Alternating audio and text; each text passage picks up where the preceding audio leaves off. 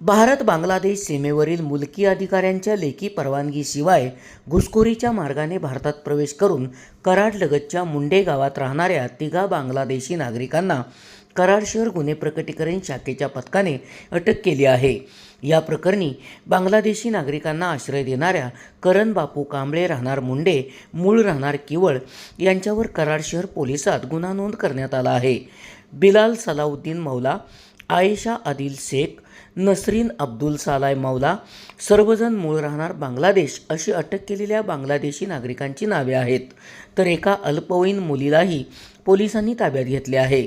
पोलिसांनी त्यांच्याकडे कसून विचारपूस केली असता त्यांनी मुंबई ते बनावट पत्त्याचे आधार कार्ड तयार करून घेतले असल्याची कबुली दिली आहे।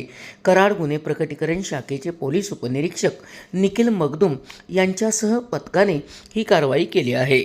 SP ओरिजिनेटिव्हसाठी सुनील परीट, कराड।